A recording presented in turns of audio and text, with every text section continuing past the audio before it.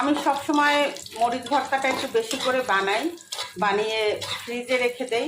কারণ হুটহাট করে ভর্তা খেতে হলে মরিচ ভর্তার কারণে অনেক সময় খাওয়া হয় না, মরিচ ডালবো তারপরে ভর্তা বানাবো, এই জন্য বেশি করে বানাই। যখন একটু ঝাল খেতে ইচ্ছে করে ভাতের সাথে আমি নামিয়ে খাই। আর আলু ভর্তা, বেগুন ভর্তা, সিম ভর্তা, যে কোনো ভর্তা বানানোর সময় আর এক্সট্রা করে আমার মরিচটা টালতে ইচ্ছা করে না, তো ওখান থেকেই আমি নিয়ে বানিয়ে ফেলি।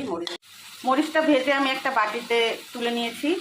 আর গরম গরম এটা তো হাত দিয়ে ভর্তা বানানো যাবে না, আপনারা চাইলে পাটায় পিষে নিতে পারেন, তবে হাতের ভর্তাটা মনে হয় একটু বেশি স্বাদ হয়। তো ঠান্ডা হলে আমি হাত দিয়ে এটা বানাবো, এই জন্য আমি লবণ দিয়ে দিচ্ছি। লবণটা দিলে একদম মচমচে থাকবে, এটা নরম হয়ে যাবে না। মরিচ ভর্তাটা বানানোর জন্য পেঁয়াজটা আমি হালকা ভেজে নেব, একটু নরম করে নেব,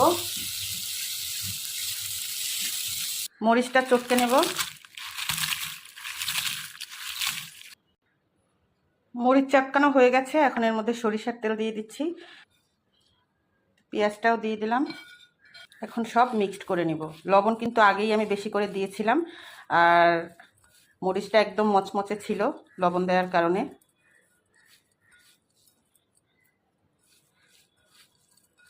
এই যে দেখেন, একদম ঝরঝরে সুন্দর একটা ভর্তা হয়ে গেল।